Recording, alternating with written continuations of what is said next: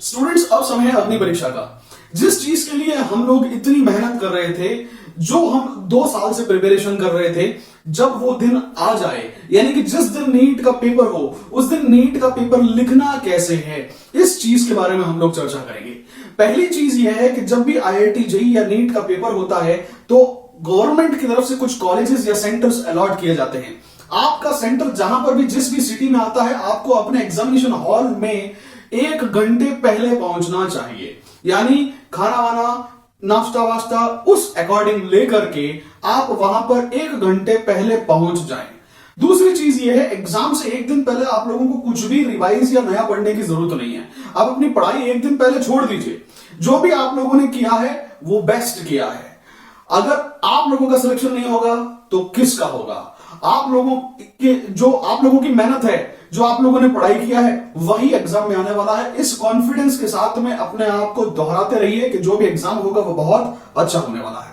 दूसरी चीज ये है दोस्तों, जब अपन एग्जामिनेशन हॉल में एंटर करते हैं और पेपर आपके पास में आता है, तो यहां पर भी एक छोटी सी ट्रिक अपनाई जा सकती है। जनरली पेपर ऑफलाइन मोड के जितने भी पेपर्स होते हैं, वो कैंडिडेट को एग्जामिनेशन शुरू होने से 10 या 15 मिनट पहले ही दे दिए जाते हैं।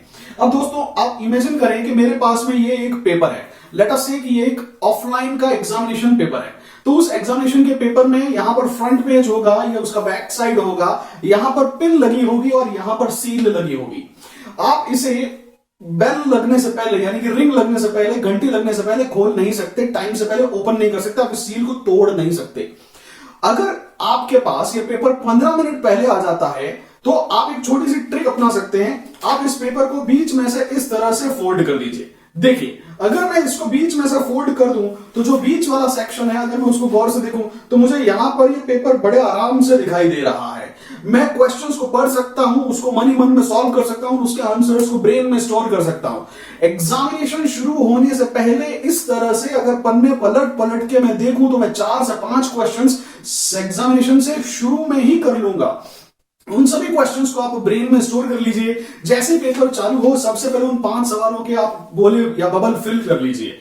नीट का पेपर तो बहुत इजी होता है। आप अगर बायोलॉजी के सेक्शन में इस तरह से पहुंच जाएं तो आप 10 सवाल एग्जामिनेशन शुरू होने से पहले ही कर लेंगे। ये एक एडिशनल बेनिफिट ऑफ टाइम आपको मिलेगा। दूसरा एक बहुत इंपॉर्टेंट पॉइंट मैं आपके साथ शेयर करता हूं दोस्तों।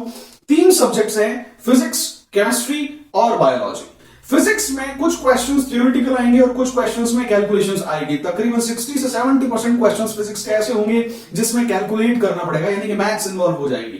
केमिस्ट्री के 3 पार्ट्स होते हैं, ऑर्गेनिक, इनऑर्गेनिक और फिजिकल। तो इनऑर्गेनिक और फिजिकल, मोस्टली फिजिकल में कैलकुलेशन वाला पार्ट आता है, लेकिन बायोलॉजी में हार्डली कुछ कैलकुलेशन वाला सेक्शन है। और आपको पता है कैलकुलेट करने में समय लगेगा, कैलकुलेट करने में गलतियां होगी, यानी मुझे वो सेक्शन पहले अटेम्प्ट करना चाहिए जिसमें कैलकुलेशन लीस्ट है, मिनिमम कैलकुलेशन है, यानी कि बायो। सबसे पहले आप बायो का पेपर अटेम्प्ट करेंगे, सेकंड नंबर में आप केमिस्ट्री का पेपर अटेम्प्ट करेंगे और थर्ड नंबर में आप फिजिक्स का पेपर अटेम्प्ट करेंगे। 3 घंटे का समय आपके पास में है। आप ये कोशिश करें कि मैं पहले 1.5 घंटे का जो फर्स्ट 1.5 आवर्स का टाइम है उसे 3 भागों में डिवाइड कर देता हूं। 30 मिनट्स 30 मिनट्स 30 मिनट्स। पहले 30 मिनट तक बायो करिए और बायो के जो क्वेश्चंस कर लेते हैं उसके बबल्स इमीडिएटली फिल करिए। फिर अगले 30 मिनट में आप केमिस्ट्री पर आइए और जो क्वेश्चंस आपसे हो जाते हैं उसके बबल्स इमीडिएटली फिल करिए। फिर अगली बार आप फिजिक्स पर आइए और इसी तरह से आधे घंटे में जो क्वेश्चंस फिजिक्स के हो जाते हैं इमीडिएटली उनको करके बबल फिल करिए। इसी तरह से साइक्लिक ऑर्डर में आपको चलना है। पहले biology, then chemistry and then physics, फिर वापस biology, then chemistry, then physics, and then वापस biology, then chemistry, then physics. पहला जो सर्किल आप लगाएंगे उसमें 30 minutes 30 minutes 30 minutes, 30 minute 30 minute 30 minute, 1.5 घंटे में आप पूरा एक चक्कर मारने की कोशिश करें। और आप ये देखिए कि बायोलॉजी का पेपर 70 to 80% आप सॉल्व कर लो, केमिस्ट्री का पेपर 60% आप सॉल्व कर लो और फिजिक्स का पेपर अराउंड 50% आप सॉल्व कर लो। तो जो 1.5 घंटा निकल गया है इसमें आपका एक इटरेशन कंप्लीट हो जाएगा। दोस्तों, यहां पर आपको एक सावधानी रखनी है कि बबल्स में जो आप फिल कर रहे हैं तो उन बबल्स में अगर एक भी क्वेश्चन छूट गया तो पीछे के सभी क्वेश्चंस का ऑर्डर डिस्टर्ब हो जाएगा। यानी बबल्स को फिल करते समय you have to be ultimately careful, you have to be very very very careful. Bubbles को फिल करिए, आप साइमल्टेनियस बबल फिल करिए, एक क्वेश्चन हो गया उसके नंबर का बबल फिल करिए, एक क्वेश्चन हो गया बबल फिल करिए, इस तरह से आप करें। जब आप सेकंड इटरेशन मारेंगे तो अपन 20 मिनट 20 मिनट 20 मिनट का लगाइए, 20 मिनट बायोलॉजी के लिए, 20 मिनट केमिस्ट्री के लिए और 20 मिनट फिजिक्स के लिए। इसमें वो क्वेश्चंस करिए जो फर्स्ट अटेम्प्ट में आप नहीं कर पाए थे। फर्स्ट राउंड 1.5 घंटे का, तीनों सब्जेक्ट्स 30-30 मिनट, सेकंड राउंड 1 घंटे का, तीनों सब्जेक्ट्स 20-20 मिनट, 2.5 घंटे का पेपर 2 राउंड में आप कर चुके हैं। और अच्छी बात यह है कि जब अपन साइमल्टेनियसली बबल फिल करते हैं तो हमारे मन से प्रेशर निकलता रहता है। पहले 180 थे, बबल फिल करने के बाद में 179 हो गए, 179 हो गए, फिर एक बबल फिल कर लिया, तो नंबर ऑफ क्वेश्चंस जो हैं वो इस तरह से रिड्यूस होते रहते हैं। आप मेंटली रिलैक्स रहते हो। जब लास्ट के आधा घंटा बचे तो उस लास्ट के आधे घंटे में आप उन सभी क्वेश्चंस को वापस देखिए जो आपके दोनों राउंड्स के बाद भी छूट गए थे।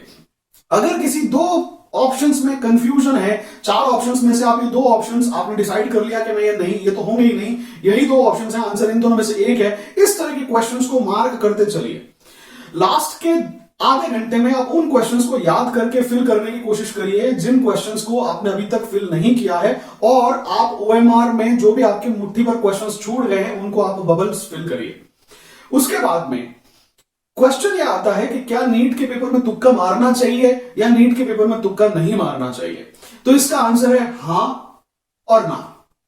जी हां दोस्तों, नीट के पेपर में तुक्का मारना भी चाहिए और तुक्का नहीं भी मारना चाहिए। बहुत अच्छे से इस कॉन्सेप्ट को समझ लीजिए। नीट का जो पेपर होता है उसमें +4 और -1 की ग्रेडिंग है। यानी अगर आपका एक सवाल सही होता है तो 4 नंबर मिलते हैं, और अगर एक सवाल गलत होता है तो -1 हो जाता है। यानी हर एक सवाल जो आप सही करते हैं उसकी वजह से जो नंबर मिला वो आपको 4 गलत सवाल करने की परमिशन भी देता है। दोस्तों फॉर एग्जांपल, अगर आपने 5 तुक्के मारे और उसमें से एक सही हो गया, 20% अगर आपका लक है, एक ही सही हुआ बाकी सब गलत हो गए, तो भी नो प्रॉफिट और नो लॉस। अगर आपके 2 सवाल सही हो गए और 3 सवाल गलत हो गए तो आप कुछ लेके आओगे, अदरवाइज आप सब छोड़ के आते, आपको कुछ मार्क्स गेन होंगे। अगर आपका लक 60% है, 3 सवाल सही है और 2 सवाल गलत है, 60% अगर लक आपको फेवर करता है, फायदा ही फायदा। और अगर 80% लक फेवर करे, 5 में से 4 तुक्के मिल गए, तो क्या कहना। यानी तुक्के मारने चाहिए। सिर्फ एक ही जगह नुकसान होगा कि अगर आपके पांचों के पांचों सवाल गलत हो जाए, उसमें आते हुए नंबर भी अपन गंवाए आएंगे, तो कैलकुलेटेड रिस्क लेना चाहिए।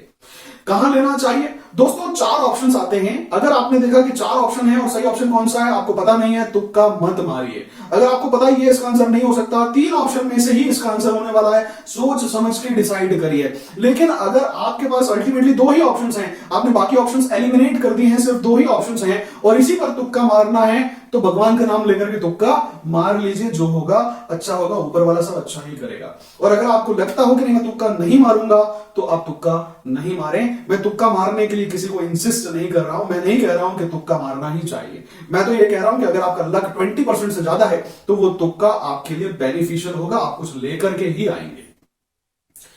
दोस्तों अगर इस पूरे वीडियो को आपने देखा है तो मैं आपको दावे से कह सकता हूं कि मैंने उन सभी पॉइंट्स को टच किया है जो किसी भी स्टूडेंट के मन में कभी ना कभी आ सकते हो। कोचिंग क्लास का सिलेक्शन हो, टाइम टेबल का प्रिपरेशन हो, स्टडी हैबिट्स की हम लोगों ने खूब चर्चा की। किस तरह की स्टडी हैबिट का क्या इफेक्ट पड़ता है, क्या रॉन्ग स्टडी पैटर्न्स हैं, उनको कैसे ठीक करना है, कौन कौन सी चीजें हैं जो आप गलत कर रहे हैं, आपने इन सब की लिस्ट बना ली होगी। अब आप उन सभी चीजों को ठीक करिए जिनकी वजह से आपकी स्टडी पैटर्न रॉन्ग है, जिनकी वजह से आपको स्टडी या परफॉर्मेंस में प्रॉब्लम्स देखने को मिलती हैं। आप नया टाइम टेबल बनाइए। हर वो टिप जो मैंने यहां पे दी है उसको आप अपने डे टू डे लाइफस्टाइल में उतारने का प्रयत्न करें। और मेरा विश्वास है अगर आप सही से कोचिंग क्लास सेलेक्ट करते हैं, सही से किताबें खरीदते हैं, सही से टाइम टेबल बनाते हैं, आपके स्टडी पैटर्न और पढ़ाई के तरीकों को बहुत अच्छे से आप अगर इंप्रूव करते हैं और जो भी एग्जाम को सॉल्व करते समय टेम्परामेंट है वो अच्छे से रखते हैं, बबल्स को अच्छे से फिल करते हैं और भगवान ऊपर वाला करतार आपका साथ देता है, तो मेरा विश्वास है कि आपको 720 में से 720 लाने से कोई रोक नहीं सकता है।